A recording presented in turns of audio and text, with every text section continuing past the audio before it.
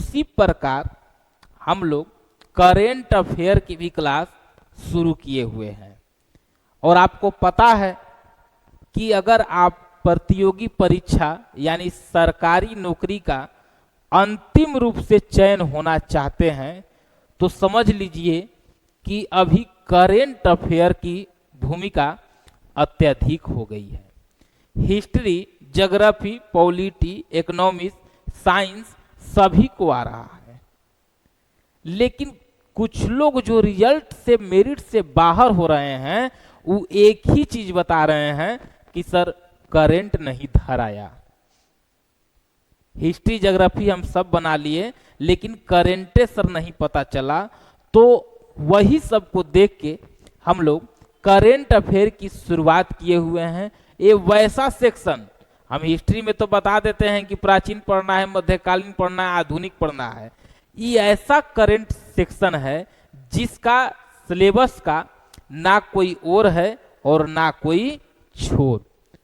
और आपको हम पहले ही दिन करेंट अफेयर की जिस दिन शुरुआत कर रहे थे, एक एक चीज सिलेबस के साथ पढ़ने की तरीका तक हम बंधन करने की प्रयास किए हैं, यानी कि उसको आसान बनाने की प्रयास किए हैं। और आप लोग उसको समझे भी, प्यार भी आप लोग दिए। अब आइए हम लोग चलते हैं आगे के सफर की तरफ। देखिए, हम पहले ही दिन आपको बताए थे कि एक करंट जो होता है परंपरागत होता है और एक करंट जो होता है वो नवीनतम होता है।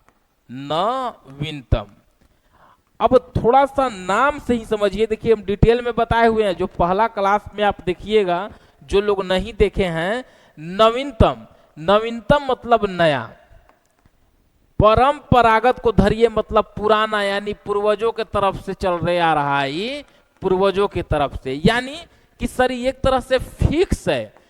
जैसे क्रिकेट में कितने खिलाड़ी होते हैं, वॉलीबॉल में कितने खिलाड़ी होते हैं, किस देश का राष्ट्रीय खेल बेसबॉल है, किसका राष्ट्रीय खेल फुटबॉल है, किसका राष्ट्रीय खेल हॉकी है, ये सारी चीज एक तरह से फिक्स है। इसी में हम आपको पहला चैप्टर पढ़ाए हैं खेल कूद। खेल कूद, अब खेल कूद में खिलाड़ियों की संख्या फिक्स है। किस देश का राष्ट्रीय खेल क्या है, फिक्स है। ये हर दम बदलता नहीं रह रहा है। लेकिन वही cricket, football, hockey, tennis, badminton में जो लोग विजेता होंगे वो नवीनतम में आएंगे, वो बदल रहे हैं। क्रिकेट में कौन मैन ऑफ द मैच बना इस बार के T20 वर्ल्ड कप में, तो वो आ जाएंगे यहाँ। T20 वर्ल्ड कप किस खेल से संबंधित है, वो आ जाएंगे खेल कूद में, क्रिकेट से संबंधित है। तो उसी प्रकार अब इसको हम ज्यादा बताए हुए हैं। जो लोग आज ही हमसे जुड़ रहे हैं, आराम से जहां हमको देख रहे हैं, अभी सुन रहे हैं, यही हमारा YouTube चैनल है Rahul sir. Rahul sir official पर अभी आप हमको सुन रहे होंगे। और इसी चैनल पर लगभग 2.8 के सब्सक्राइबर का परिवार हो चुका है। आप लोग का आशीर्वाद बना हुआ है। अब देखिए, जाइएगा, प्लेलिस्ट करेंट अफेयर का बना हुआ है और उसमें खेल कूद पढ़ाया गया है। सब्सक्राइबर देख के ये नहीं समझिएगा कि कंटेंट में दम नहीं है। एक बार खोल के पढ़िएगा और देखिएगा। हम तो देखे हैं कि कई लोग का मिलियन में भी है तो एक आगो गलत वहां नजर आ जाता है। तो समझिए कि एक बार जाइएगा और देखिएगा। और आज की क्लास हम उसके आगे बढ़ा रहे हैं। अब नवीनतम करंट कहां कहां किस में आएगा, इसीलिए बोल रहे हैं वो क्लास देखने के लिए। अब हम आगे बढ़ेंगे। तो अब देखिए, खेल कूद अब हम लोग सीख गए। तो उसी दिन हम बताए थे कि अगला हम लोग का जो टॉपिक रहेगा वो टॉपिक रहेगा अंतर्राष्ट्रीय संगठन। अंतर्राष्ट्रीय संगठन, अंतर्राष्ट्रीय संगठन। सर, अंतर्राष्ट्रीय संगठन की आवश्यकता क्यों पड़ी? जैसे आज हम लोग सुनते हैं कि विश्व बैंक, विश्व श्रमिक संगठन, और उसके बाद आपको WHO, स्वास्थ्य संगठन, विकास संगठन, महासभा, सचिवालय, विश्व अंतर्राष्ट्रीय न्यायालय, ये सब सुनते हैं ना संगठन। तो ये संगठन की आवश्यकता आखिर हमें पड़ी क्यों, सभी देश उसमें आखिर आवश्यकता क्यों पड़ी? तो अंतर्राष्ट्रीय संगठन में कई संगठन हैं।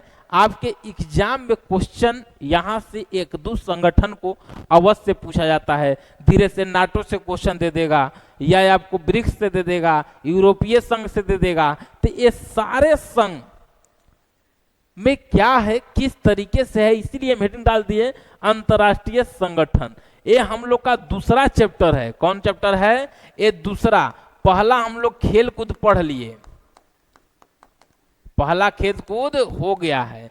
अब अंतर्राष्ट्रीय संगठन एकदम ध्यान से समझिएगा, एकदम हम बेसिक से चल रहे हैं। ये थोड़ा सा मैप को देखिए, यहां पर आपको कुछ ही देश नजर आ रहे होंगे। इधर रसिया, जर्मनी, इधर आपको सर्बिया हो गया, स्विट्जरलैंड हो गया, फिर आपको नीदरलैंड हो गया। इसको हम हटाते हैं। पहले हमारे साथ समझिए कि अंतर्राष्ट्रीय संगठन की आवश्यकता क्यों पड़ी। उसके पहले हम कुछ देश यहां पर बना रहे हैं, इस देश को समझना होगा। ये हमारा किनारे जो एक देश है, ये अमेरिका हो गया, समझिएगा। अब यहां पर मान लीजिए कि हमारा एक देश हो गया इंग्लैंड, यहां पर हो गया फ्रांस, यहीं पर इसके सटल हो गया जर्मनी, यहीं पर ही हो गया रसिया, यहीं पर इटली हो गया, यहीं पर ऑस्ट्रिया हो गया, फिर यहीं पर हमारा प्यारा भारत है, यहीं पर आपको चीन हो जाएगा, यहां पर जापान हो जाएगा। और कोई देश? तो लगभग इतना देश अभी याद रखिए, और कुछ आएगा तो लिखेंगे आवश्यकता के अनुसार। ये है यूएसए, ये है इंग्लैंड, इंग्लैंड, ये है ऑस्ट्रिया, ऑस्ट्रिया नहीं तो इटली ना हो जाएगा, इटली, इसको मान लीजिए ऑस्ट्रिया, इसको मान लीजिए रूस, और ये हो गया जर्मनी, और ये हो गया फ्रांस। किसी को मानिए, इसको फ्रांस मान लीजिए, चाहे इसको जर्मनी मान लीजिए, जिसको भी जो मानना है मान लीजिए। नहीं तो इसलिए कि कई वो होता है ना कि सर गलतियां लिख दिए का है, तो लो ई मान लो फ्रांस है, और ई मान लो जर्मनी है, ठीक है। ई हो गया चीन, ई हो गया जापान, और ई हो गया हमारा प्यारा भारत, ठीक है। इतना देश को याद रखिए। अभी अंतर्राष्ट्रीय संगठन हम लोग चल रहे हैं। अंतर्राष्ट्रीय संगठन बनी क्यों? अगर क्वेश्चन नहीं भी याद है तो आप ऑप्शन देख के समझिएगा कि अगर वो देश शामिल है तो वो देश शामिल रहेगा कि नहीं रहेगा, उसमें ये भी पता चल जाएगा। तो देखिए, कुछ दिनों के बाद धीरे धीरे धीरे धीरे ये जो सिस्टमें चल रही हैं, तो ये सिस्टम जब चल रही थी तो समझिए कि इटली और ये जर्मनी, ये सब इधर उधर बटे हुए थे छोटे छोटे टुकड़ों में। इन लोग का एकीकरण हुआ। अगर डिटेल में पढ़ना चाहते हैं तो अलग से हम पढ़ाए हुए हैं, फर्स्ट वर्ल्ड वार और सेकेंड वर्ल्ड वार। यहां हम शॉर्ट में बताएंगे ताकि अंतर्राष्ट्रीय संगठन को जोड़े तो आपको समस्या न हो। ऐसे अगर देखना चाहते हैं तो फिल्म जैसा हम पढ़ा दिए हैं, प्रथम विश्व युद्ध और द्वितीय विश्व युद्ध। अब देखिए, जैसे इटली और आपको जर्मनी, इस सब का एकीकरण हुआ तो ये सब मजबूत हो गया। और जब मजबूत हुआ तो लगा कि अगर कोई हम पर हमला करेगा तो दिक्कत हो जाएगा, इसीलिए पहले हम गुटबाजी करते हैं। गुटबाजी मतलब गुट बनाते हैं। ये ख्याल सर किसके मन में आया? तो बस ये जर्मनी में ही थे बिस्मार्क। गुटबंदियों का जनक भी कह सकते हैं आप बिस्मार्क को। उस पर हम अभी नहीं जा रहे हैं, वो पढ़ाए हैं हम प्रथम विश्व युद्ध में। अब यहां पर गुट बनने लगा तो जर्मनी जो है, जर्मन और आपको इटली और यहां पर ऑस्ट्रिया,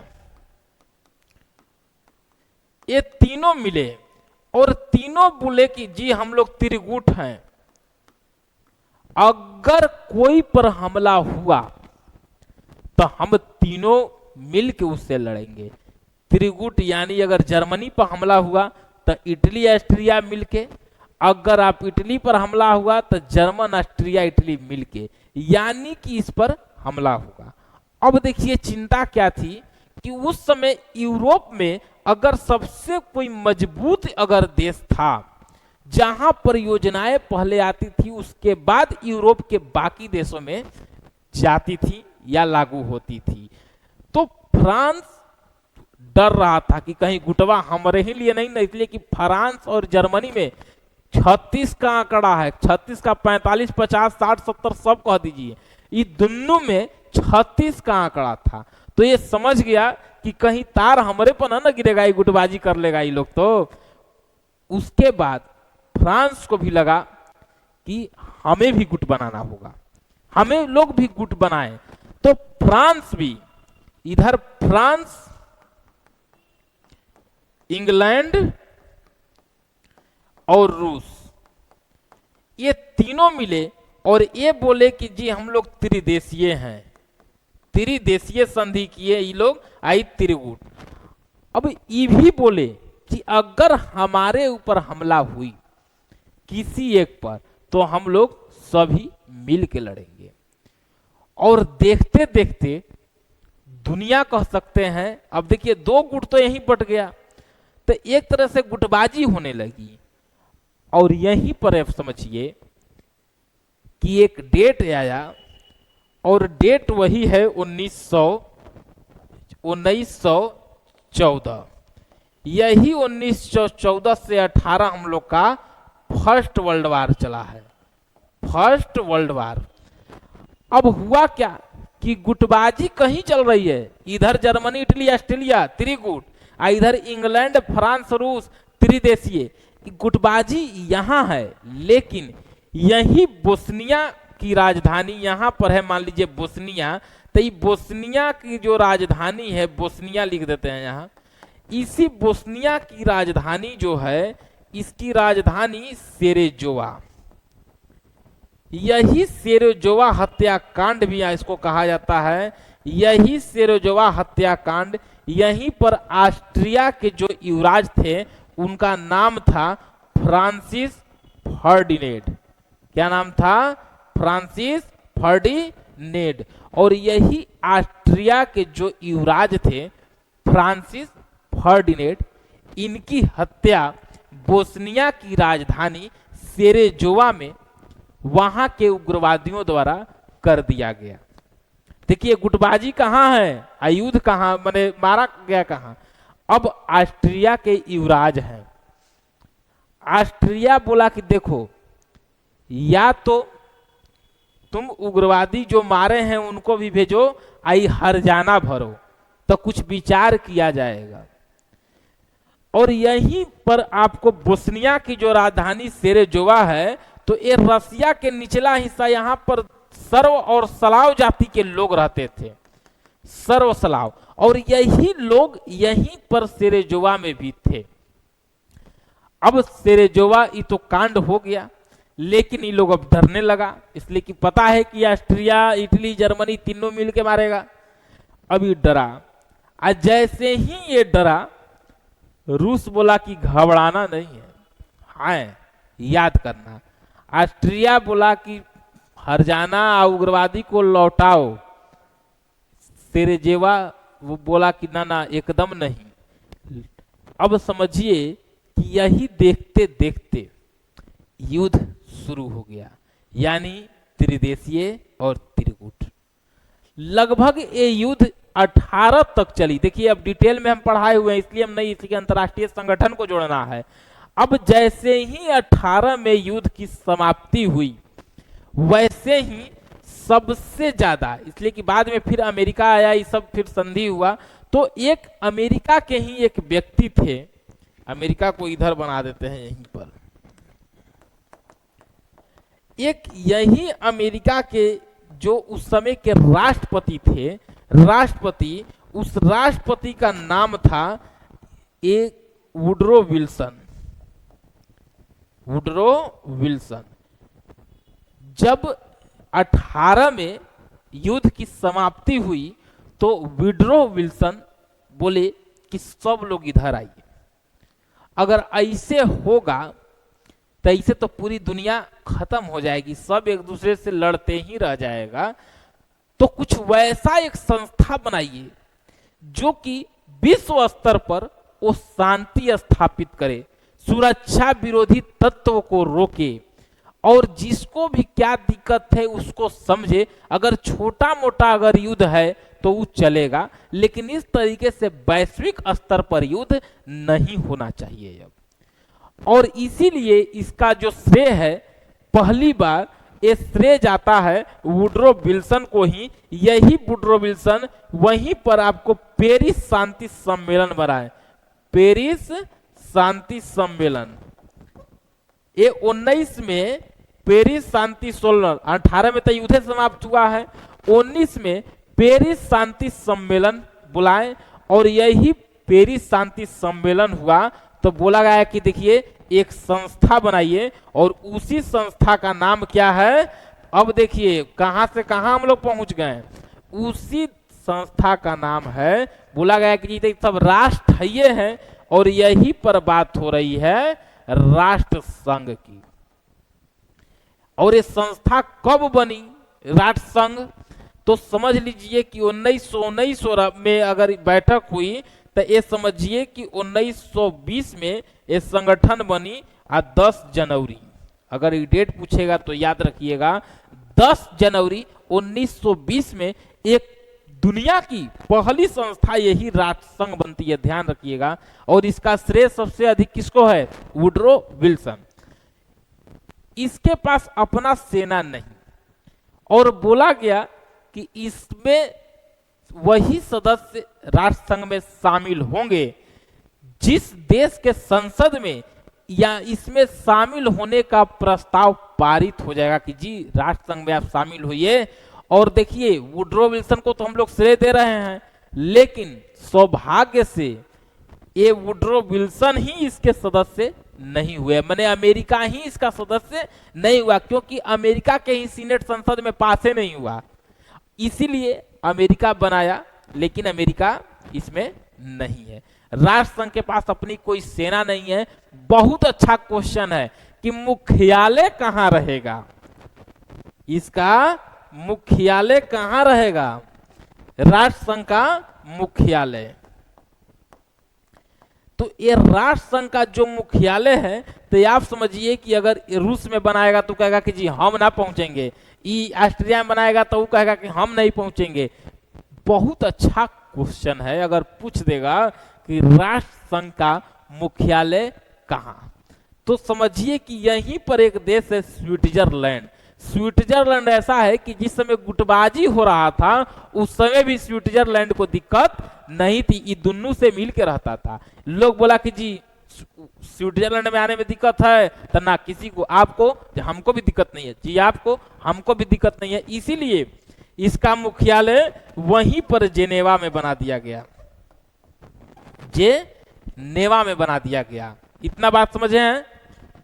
अब देखिए कहां से शुरू किए और राष्ट्र संघ तक पहुंचे। देखिए करेंटे है, लेकिन ये एकदम आप खुद समझ गए कि अब अंतरराष्ट्रीय संस्था का निर्माण क्यों करना पड़ा, क्योंकि दुनिया लड़ रही थी, लोग लड़ रहे थे।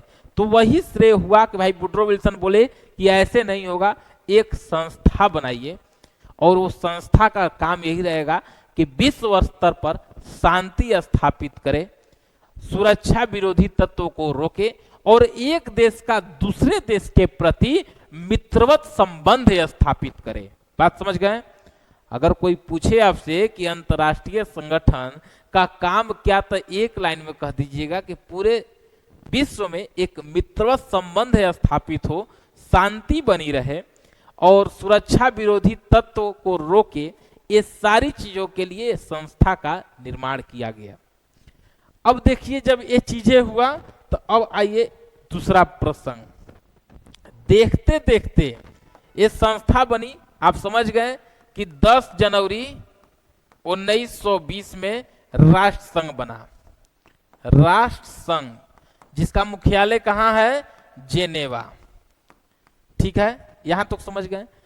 अब देखते देखते यहां पर ये सिस्टम हुआ, अब लगा कि युद्ध नहीं होगा। यहां के बाद संघ बनी, अब लगा कि युद्ध नहीं होगा। देखते देखते दो व्यक्ति आए, एक व्यक्ति आए हिटलर और एक यहीं पर थे मुसोलिनी। कौन थे? मुसोलिनी। और हिटलर और मुसोलिनी, ये दो जो व्यक्ति आए, हिटलर और मुसोलिनी, धीरे धीरे हिटलर मुसोलिनी, हिटलर क्या किया कि धीरे धीरे जो नॉर्वे स्वीडन जो ऊपर में स्थित है, छोटा छोटा देश है, यहीं ऊपर में देखिएगा मैप में, तो यहीं पर इस सब को जीतना शुरू किया और देखा कि भाई राष्ट्र संघ का काम क्या है? शांति स्थापित करना। हम कर रहे हैं, कुछ बोलिए नहीं रहा, राष्ट्र संघ का अपना सेने नहीं है, बोलेगा कौची? अमेरिका उसमें शामिल है ही नहीं है। और देखते देखते ये नॉर्वे स्वीडन सब जीतते चले गया हिटलर। और हिटलर जब जीते हैं, फ्रांस की अब धड़कन बढ़ल है, और फ्रांस तो इस सब को देखते हुए जब इधर बढ़ा, तो समझ लीजिए कि यहीं पर आपको सब पर हमला करते करते एक ऐसा दिन आया, 1 सितंबर 1939। देखिए 20 में संस्था बनी, लेकिन 39 में पोलैंड पर ही हमला कर, पोलैंड पर हमला कर द्वितीय विश्व युद्ध का सेकेंड वर्ल्ड वार हो गया। सेकेंड विश्व युद्ध की शुरुआत मानी जाती है यही पोलैंड पर हमला कर, यानी कि संगठन फेल हो गया। जो राष्ट्र संघ बनी ये तो फेल हो गई पूरी तरीके से, कोई एक्शन नहीं लिया।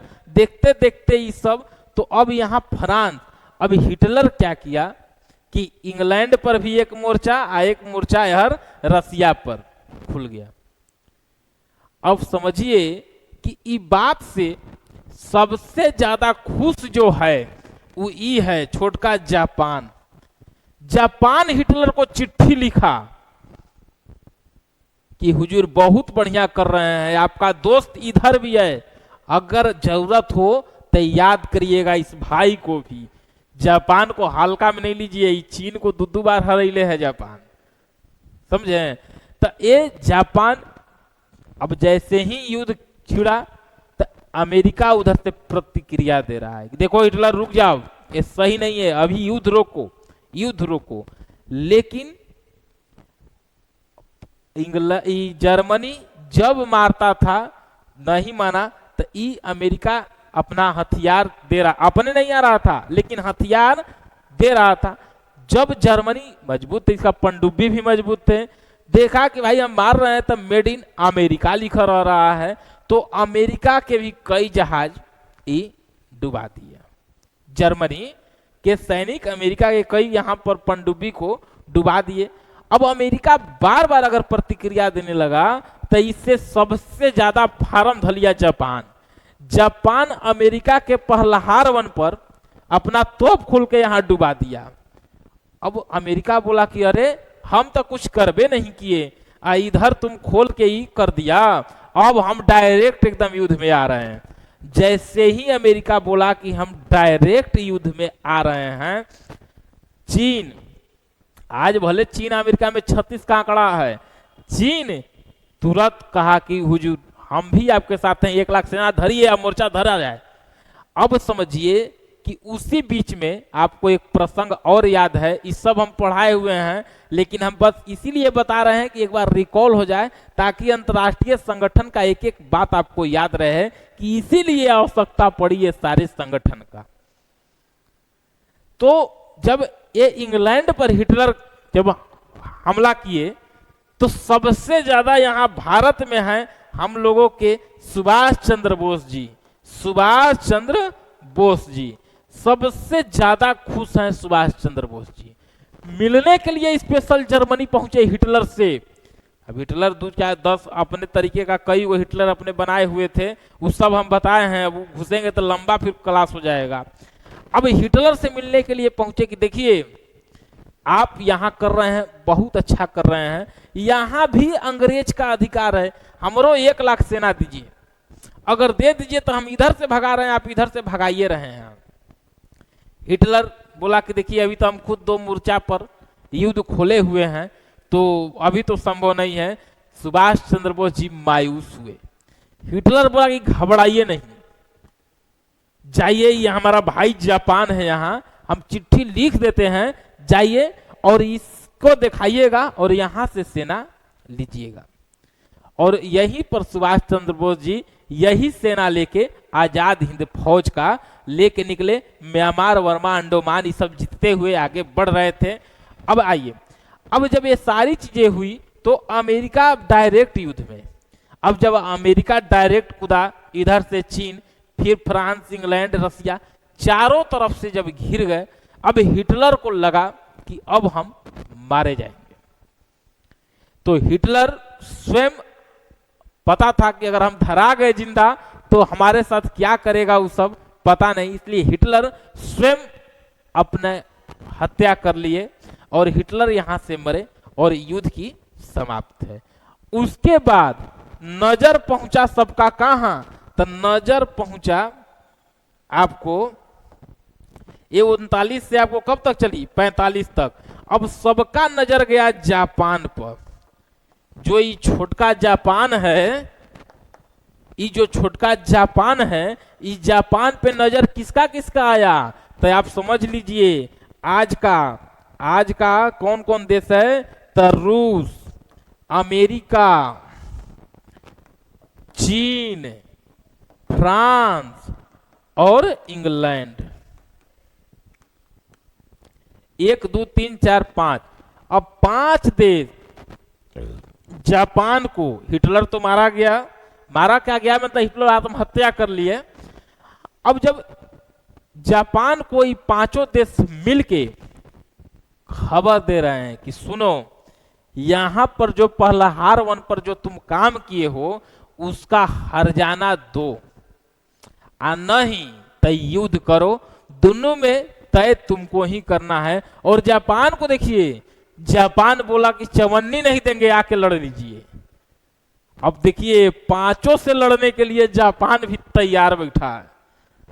और आप सोच नहीं सकते हैं लगभग 2-3 महीना तक जापान का कोई कुछ नहीं कर पा रहा है।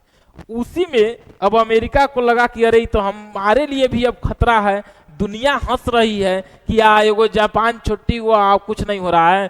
उसी समय अमेरिका एक 6 अगस्त को आपको पता है और एक 9 अगस्त को पता है आपको कि परमाणु बम नागासाकी हिरोशिमा पर फेंक के यहीं से द्वितीय विश्व युद्ध की समाप्ति है। जैसे ही बम गिरा वैसे ही 1 लाख आदमी खत्म। जापान न ऐसा बम देखा था और न कभी बनाया था। अगर रहता तो दूधू को फेंक दिया रहता पहले ही।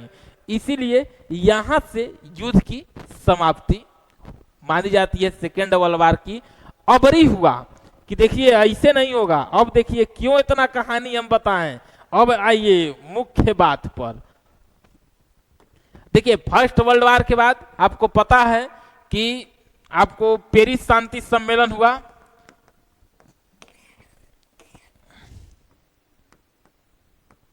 पेरिस शांति सम्मेलन कब हुआ तो आपको पता है 1919 में, और यही 1920 में आपको ये बनाया गया था राष्ट्र संघ। फिर देखिए आप लोग की राष्ट्र संघ का कोई मतलब नहीं रह गया। ये राष्ट्र संघ का मुख्यालय कहां था? जेनेवा।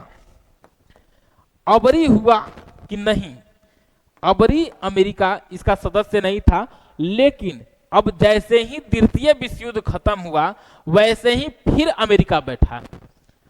और अमेरिका बैठा तो बोला कि नहीं, अबरी आइए। अबरी कहां आइए? अबरी सैन फ्रांसिस्को। अभी आप हमारे पास आइए। अब सैन फ्रांसिस्को में बैठक हुई, और सैन फ्रांसिस्को में जब बैठक हुई तो वहीं पर हुआ कि नहीं, अब संस्था अबरी बनेगा। तो संस्था तो वही है राष्ट्र संघ, लेकिन अब अमेरिका बोला कि नहीं, इसके आगे अब संयुक्त राष्ट्र संघ लगाइए, संयुक्त राष्ट्र संघ लगाइए। अबरी एकर मुख्यालय जेनेवा नहीं रहेगा, अबरी एकर मुख्यालय न्यूयॉर्क में रहेगा, जो अमेरिका में ही है। आज अगर आपसे क्वेश्चन पूछ दे कि संयुक्त राष्ट्र संघ का मुख्यालय कहाँ स्थित है, तो अमेरिका के न्यूयॉर्क में। ये बात समझ गए। अब इसका आपको पूछ सकता है आपको कि कब हुआ, तो ये समझ लीजिए कि 1945 युद्ध वही घड़ी न खत्म हुआ है, 1939 से 45, और लगभग आपको 1945 में ही आपको इसका बैठक हुआ। और बैठक के बाद समझ में आ रहा है ना, बैठक के बाद यही 1945 लगभग उस समय हमको लग रहा है कि संयुक्त राष्ट्र संघ दिवस कब मनाया जाता है, 26 जून। और यही 26 जून 1945 को संयुक्त राष्ट्र संघ दिवस मनाया जाता है। 26 को 1945 को तो बना था, यानी 26 को संयुक्त राष्ट्र संघ प्रत्येक वर्ष मनाया जाता है 26 जून को। और यही न्यूयॉर्क में इनका मुख्यालय है। अबरी बोला गया कि ये राष्ट्र संघ जैसा नहीं रहेगा। देखिए आपको ये कहानी कहां से सुना के ला रहे हैं, यहां से। ये कहानी का कोई मतलब नहीं था, लेकिन अब आप बात समझ गए कि आखिर अंतर्राष्ट्रीय संगठन बना क्यों, समझ गए। तो अबरी न्यूयॉर्क में होगा। और लगभग इस संयुक्त राष्ट्र संघ में अभी आपको पूछा जा सकता है कि वर्तमान में कितने देश इसके सदस्य हैं, यानी तो 193 देश। अभी वर्तमान में इस संयुक्त राष्ट्र संघ से जो जुड़े हैं जो देश, 193 देश उस पर हस्ताक्षर है, मतलब 193 देश इस संस्था से जुड़े हुए हैं संयुक्त राष्ट्र संघ से। अब बहुत अच्छा क्वेश्चन यही हो गया कि सबसे लास्ट में जो जुड़ा है उसको याद रखिएगा। और उम्मीद है कि आप सभी को पता है कि वो देश कौन है, दक्षिण सूडान। और यही दक्षिण सूडान ये सबसे लास्ट में जुड़ा है 193 पर। और 192 पर अगर सेकेंड भी पूछ सकता है, 193 तो 192 नहीं पूछ सकता है, तब 92 पर माउंटेन निग्रो है। कौन है, माउंटेन निग्रो। 191 पर है east Timur, east Timur 3 sufficient है। आपसे यही दक्षिण सूडान पूछेगा, इसकी राजधानी अगर पूछ दिया तो जुआ याद रखिएगा, ठीक है।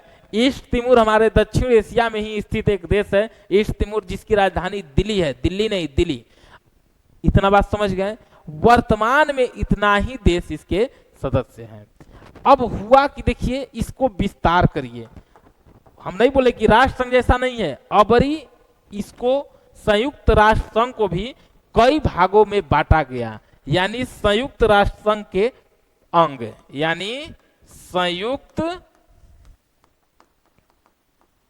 राष्ट्र संघ के अंग, अंग या प्रकार जो कहना है कहिए। देखिए इसको 6 प्रकार में मतलब बांटा गया, कहा गया कि देखिए ये सबका अपना अपना काम दिया गया कि क्या चीजें होगी तो किस डिपार्टमेंट को आपको काम करना है। और यही संयुक्त राष्ट्र संघ का यही काम था कि विश्व में शांति स्थापित करना, सुरक्षा विरोधी तत्वों को रोकना और विश्व में एक दूसरे देशों के प्रति आपको मित्रवत संबंध स्थापित करना, यही संयुक्त राष्ट्र संघ की एक तरह से इसका कार्य थी। विशेष मतलब कार्य करने का यही तरीका इसीलिए बनाया गया कि अब युद्ध न हो। प्रथम विश्व युद्ध हो गया, द्वितीय हो गया। मन में आपके सवाल उठ रही होगी कि सर इतना पढ़ा दिए, अभी और संस्था बताने जा रहे हैं, लेकिन क्या जो अमेरिका वेनेजुएला के साथ जो किया उसके बाद भी सर इस सब संस्था का कोई मतलब है? तो कहने का मतलब है कि सिलेबस में है, इसलिए इसको पढ़ना जरूरी है। क्या गलत है सही है हम बताए हुए हैं आपको क्लास में। अभी इस टॉपिक से हम लोग भटके नहीं, अभी इधर इसी की लंबा है, अभी कई अंतर्राष्ट्रीय संगठन जोड़ेंगे। क्योंकि अगर हम ये नहीं इतना बताते ना तो बस 10 गो अंतर्राष्ट्रीय संगठन लिखते हैं जो परीक्षा के लिए महत्वपूर्ण है, खत्म हो जाता। लेकिन हम सोच रहे हैं कि अगर चलिए रहा है तो एक बार आप लोग रिवीजन कर लीजिए। जो लोग नए हैं इसके पहले खेल कूद पढ़ाए हुए हैं जरूर देख लीजिएगा, उससे 2 क्वेश्चन आने की संभावना रहती है। फर्स्ट, अगर ये वर्ल्ड वार हल्का अगर कहानी समझ में आया होगा तो जाइएगा इसी चैनल पर, वर्ल्ड ज्योग्राफी जहां हम पढ़ाए हैं वहीं पर आपको हम बताए हैं कि किस तरीके से फर्स्ट वर्ल्ड वार हुई, सेकेंड वर्ल्ड वार हुई, और टोटल बताए हैं कि फर्स्ट वर्ल्ड वार में ही सेकेंड वर्ल्ड वार की बीजारोपण हुआ है। इसीलिए हम बोले कि उस अभी हम शॉर्ट में बता रहे हैं, टोटल चीज हम बताए हुए हैं। अब देखिए, जब ये चीजें कहां पर थे, अंतर्राष्ट्रीय संगठन, तो अब संयुक्त राष्ट्र संघ के जो भाग हैं, अंग हैं, तो इनको कई प्रकारों में बांटा गया। एक इनको महासभा, उसके बाद मान लीजिए न्यास परिषद, ये सब अंग हैं, न्यास परिषद। तीसरा मान लीजिए न्यायालय यानी अंतर्राष्ट्रीय न्यायालय, फिर मान लीजिए सुरक्षा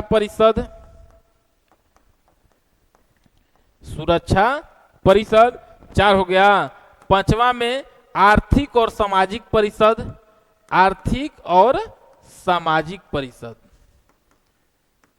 सामाजिक परिषद, समझ गए। अब एक और है, छठवां में न्यायालय, महासभा, न्यास परिषद, न्यायालय, सुरक्षा परिषद, और आपको एक और है, टोटल 6 है।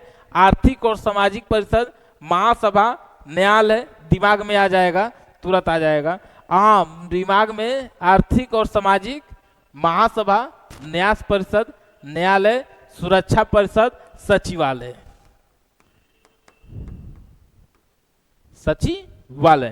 अब देखिए इतना ये 6 भागों में बांटा गया और सबको बोला गया कि देखिए आप लोग अपना अपना काम करिएगा।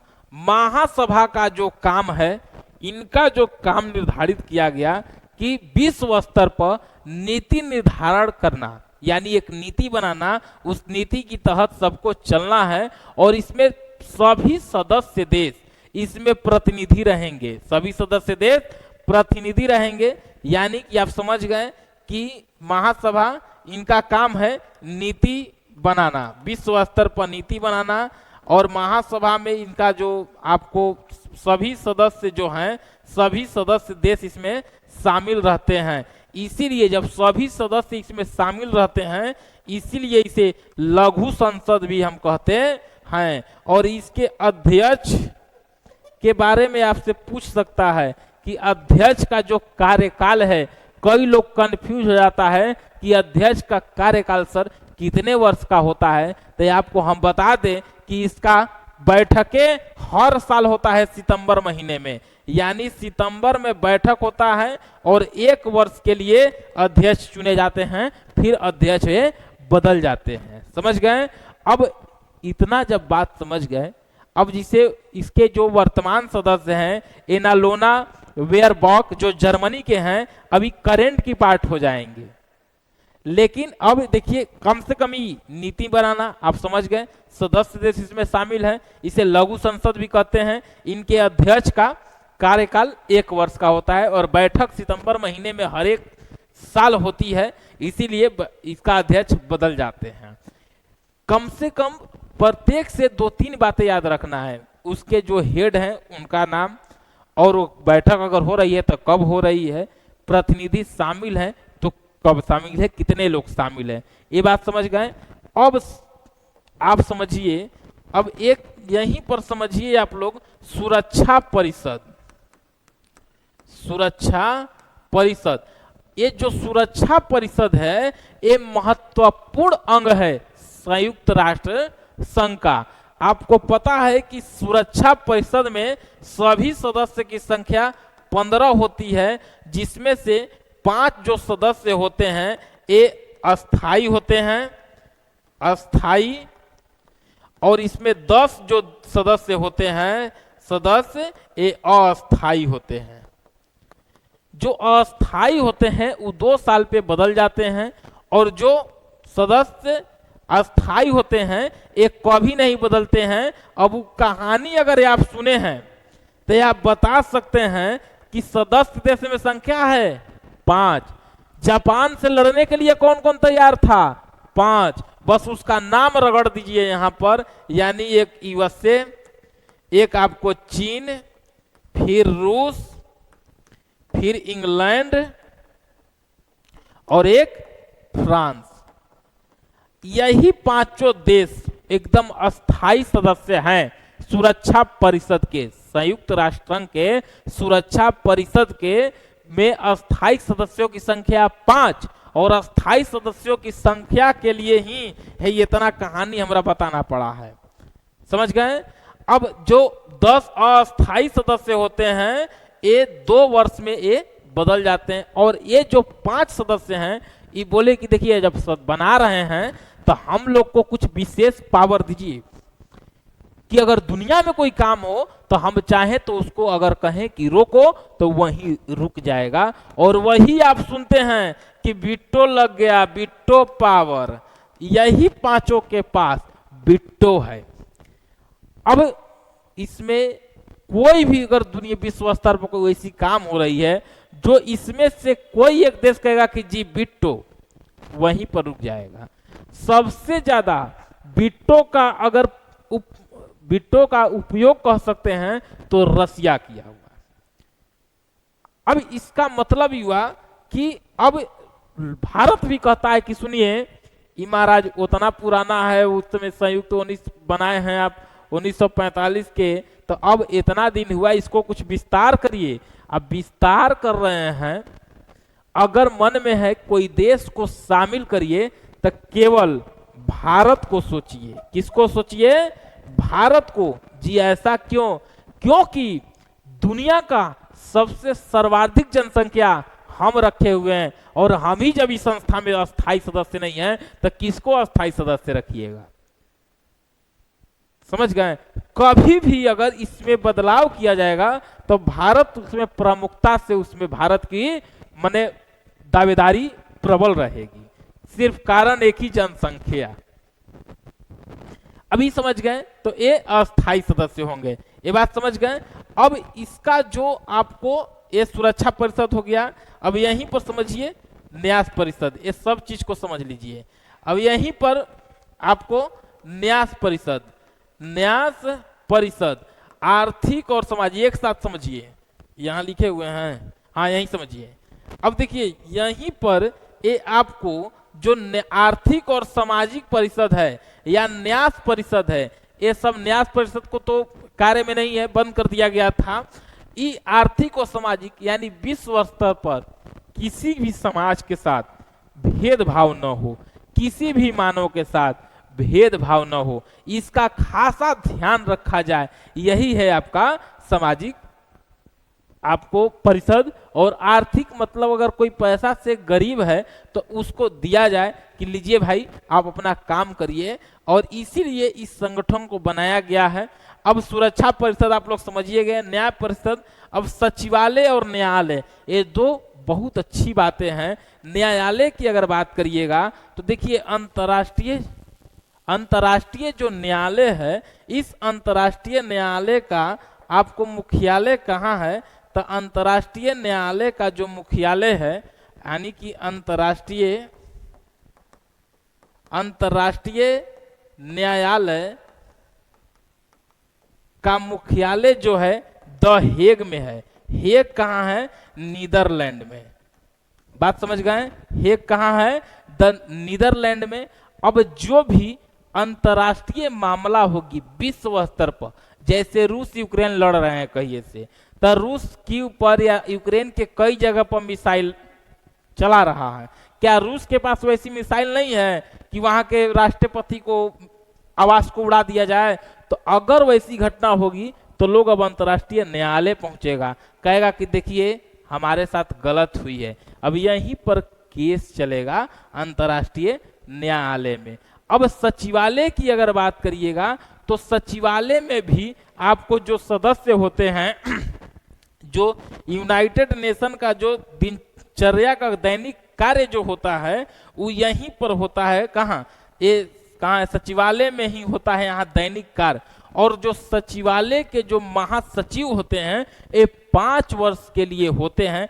अधिक से अधिक मान लीजिए कि ये 5 साल के लिए और बढ़ सकते हैं, यानी अगर जो महासचिव रहेंगे इनको 2 कार्यकाल दिया जा सकता है। 2017 से ही एक नाम है एंटोनियो गुटरेस, इनका नाम याद रखिएगा। 27 में देखिएगा तो यहाँ नाम बदल जाएगा। समझ गए? जब ये सारी चीजें आप समझ गए तो उम्मीद है कि अब संगठन साथ हम लोग अब यहाँ पर आइए। देखिए यहीं पर समझिए कि हम लोग 24 अक्टूबर 1945 को संयुक्त राष्ट्र संघ की स्थापना हुई। 24 अक्टूबर को संयुक्त राष्ट्र संघ दिवस मनाया जाता है प्रत्येक वर्ष। आपको हम बताएं कि इसका मुख्य कार्य जो है अंतर्राष्ट्रीय शांति, सुरक्षा, विरोधी तत्वों को रोकना, और इसमें जो सदस्य जो शामिल हैं, ये सदस्यों की संख्या 193 है। आपको बताए थे कि सबसे लास्ट में इसमें जो जुड़े थे वो दक्षिण सूडान थे। क्या थे? दक्षिण सूडान। और ये दक्षिण सूडान की राजधानी है जुआ। ठीक है। अब बताएं कि जिसे राष्ट्र संघ था, वो राष्ट्र संघ का अपना सेना नहीं था, उस तरीके से वो कार्य नहीं कर रहा था, लेकिन अबरी संयुक्त राष्ट्र संघ को एक सिस्टम से बनाया गया। और आप देखें कि इसमें महासभा, सुरक्षा परिषद, आर्थिक और सामाजिक परिषद, न्यास परिषद, अंतर्राष्ट्रीय न्यायालय, सचिवालय, ये सभी का काम बांटा गया। देखिए आपका ये कार्य है, आपका ये कार्य है। अब महासभा में जो शामिल होंगे ये सभी प्रतिनिधि शामिल होंगे। सभी प्रतिनिधि देश का मतलब जो देश 193 सदस्य जो संयुक्त राष्ट्र संघ में जुड़े हुए हैं, वो सभी जो देश हैं वो महासभा में शामिल होंगे। और इसीलिए जब सभी देश उसमें शामिल होंगे तो महासभा को ही लघु संसद भी कहते हैं। और महासभा के जो अध्यक्ष हैं उनका जो कार्यकाल है ये कितने दिनों के लिए होता है? तो ये 1 वर्ष के लिए होता है। ये प्रत्येक वर्ष इनका बैठक होती है। सितंबर में आप देखिएगा बदल जाते होंगे। महासभा के अध्यक्ष का कार्यकाल 1 वर्ष के लिए होता है। अब देखिए सुरक्षा परिषद, हम बताएं कि सुरक्षा परिषद ये संयुक्त राष्ट्र संघ का एक विशेष अंग है, यानी मुख्य कार्यकारी अंग है। सुरक्षा बनाए रखना, पूरे विश्व स्तर पर एक शांति स्थापित हो, सुरक्षा बनाए रखना एक काम है सुरक्षा परिषद का। और सुरक्षा परिषद को ही पुलिस मैन भी कहते हैं। और आपको हम बताएं कि इसमें सदस्यों की संख्या कितनी होती है सुरक्षा परिषद में? तब 15, 5 जो होते हैं अस्थाई और 10 होते हैं अस्थाई। और यही पांचों के पास वीटो है। क्या है? वीटो। पांचों के पास वीटो पावर। आप समझ गए कि जो द्वितीय विश्व युद्ध, प्रथम विश्व युद्ध में जो मजबूत था उसी के पास आज वीटो है। अब आर्थिक और सामाजिक परिषद, इसमें जो शामिल सदस्य हैं वो 54 होते हैं। कार्यकाल 3 वर्ष का होता है। और यहाँ पर प्रत्येक वर्ष अगर 54 है, 18 या 54, तो प्रत्येक वर्ष 18 सदस्य निकाले जाएंगे, फिर 18 उसमें जुड़ जाएंगे। अगला साल फिर ये 18 हट जाएंगे, 18 उसमें आ जाएंगे। तो ये आर्थिक और सामाजिक परिषद ये विश्व स्तर पर समाज में कोई भेदभाव न हो, कहीं भी मानव के हित का कल्याण हो, इसका ध्यान आर्थिक और सामाजिक परिषद के जिम्मे रहता है। अब न्यास परिषद, तो न्यास परिषद की अगर बात करिएगा तो ये न्यास परिषद है आपका यही ऑस्ट्रेलिया, न्यूजीलैंड, ब्रिटेन और अमेरिका, इसको दिया गया है एक तरीके से। और 1994 में प्रशांत द्वीप में जो पलाऊ स्वतंत्र हुआ उसके बाद से एक कार्य करना लगभग कम कर दिया है न्यास परिषद। अंतर्राष्ट्रीय न्यायालय, आपको पता है कि इसका मुख्यालय जो है द हेग। अब द हेग क्यों? क्योंकि अंतर्राष्ट्रीय न्यायालय में अगर विश्व स्तर पर कोई केस होगी तब उसको सुरक्षा परिषद नहीं सुनेगा, अंतर्राष्ट्रीय न्यायालय सुनेगी। इसका मुख्यालय द हेग। द हेग कहाँ है? नीदरलैंड में सर। कहाँ है? नीदरलैंड में द हेग स्थित है। जब इतना बात आप समझ गए तो अब इसमें 15 न्यायाधीश शामिल होते हैं।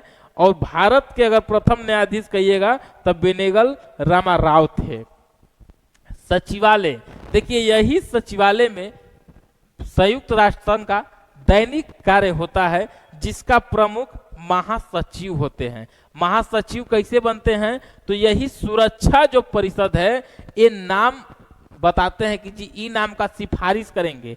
अब ई नाम जाएगा कहाँ, महासभा में, वहां से जब बहुमत होगा तो ये महासचिव रहते हैं। बात समझ गए। अब यही महासचिव जो हैं आपको अभी कौन है, तो एंटोनियो गुटरेस, ये अभी सचिव हैं, 17 से हैं, यानी कि दोबारा जब चुनाव हुआ, कोई व्यक्ति 2 बार रह सकते हैं, तो यही सचिवालय के दोबारा हुआ तो लोग बोला कि ना एंटोनियो गुटरेस को ही छोड़ दीजिए। तो 17 से लगभग 27 के बीच में अगर आपकी परीक्षा है 2027 तक, तो उस समय सचिवालय के महासचिव जो होंगे वो एंटोनियो गुटरेस ही रहेंगे, 27 के बाद बदल जाएंगे। ठीक है, अब इतना बात अगर आप समझ गए तो अब देखिए ये कुछ प्रमुख संगठन हैं विश्व स्तर पर जो आपके परीक्षा में पूछा हुआ क्वेश्चन। संगठन में विश्व श्रम संगठन जेनेवा। अब जेनेवा क्यों है मुख्यालय, समझ रहे हैं। अब 1919 में बना है तो सबसे आसान देश जहां सब पहुंचेगा तो जेनेवा। विश्व स्वास्थ्य संगठन जेनेवा 48 में, 1948 में। विश्व बैंक समझना नहीं है, जहां पैसा और बैंक की बात आएगी अमेरिका अपना ही पास ऑफिस रखा हुआ है, यानी कि विश्व बैंक का भी वाशिंगटन डीसी में है। 44 में इसका वर्ष है, इसका स्थापना वर्ष। खाद्य एवं कृषि का रोम है जो इटली में स्थित है। देश का भी नाम पूछेगा तो आप बताइए देंगे, ये अमेरिका है, ये स्विट्जरलैंड है, इटली है, फिर स्विट्जरलैंड, अमेरिका, स्विट्जरलैंड। अब रोम। विश्व व्यापार संगठन, तो आप समझ गए कि व्यापार की बात होगी तो जेनेवा चलना है सर। मुद्रा पैसा की बात हुई, वाशिंगटन डीसी 1944 में। यानी विश्व बैंक, ध्यान रखिए 2 शब्द, विश्व बैंक और आपको मुद्रा कोष, ये दोनों का स्थापना वर्ष 44 है, यानी 1944। अब मुख्यालय भी कहाँ है दोनों का, देखिए वाशिंगटन डीसी। उसके बाद मौसम, विश्व मौसम विज्ञान, इसका आपको मुख्यालय कहाँ है, तो जेनेवा। अब इसका भी स्थापना वर्ष 1950 है। और ये आपको नाटो हो गया, और नाटो में कितने देश शामिल हैं, तो आप समझ गए कि नाटो में आपको कितने, तो टोटल 32 देश इसमें शामिल हैं। उसके बाद ब्रिक्स है, तो ब्रिक्स में अपना भारत भी है, और ब्रिक्स में G20 को भी देख लीजिए। G20 जो है इसका स्थापना वर्ष 1999 है। उम्मीद है कि आपको इतना बातें समझ में आ गई होगी। वीडियो लंबा जा रहा है, ये सब हम PDF फॉर्मेट में डलवा देंगे। अब देखिए ये हम कुछ अंतर्राष्ट्रीय संस्था का नाम लिखे हैं, ऐसा नहीं है कि इसके बाद अंतर्राष्ट्रीय संस्था की नाम नहीं है, यहीं पर अंतर्राष्ट्रीय संगठन खत्म। देखिए करेंट अफेयर है, हम ये मिनिमम जोड़े हैं, जो इंपोर्टेंट लगा कई बार एग्जाम में जो पूछा हुआ क्वेश्चन है उसी को हम लेके आए। अब जो आपका काम है कि इसमें कुछ हो तो आप अपने से बढ़ा लीजिएगा, और बढ़ा के इसको देख लीजिएगा। अंतर्राष्ट्रीय संगठन भी हम लोग का खत्म हुआ। उम्मीद है कि आपको हमारी बात समझ में आ गई होगी, और समझ में आई है ना, तो उम्मीद करते हैं कि अंतर्राष्ट्रीय संगठन समझ में आ गया होगा। आज अंतर्राष्ट्रीय संगठन की क्लास यहीं तक।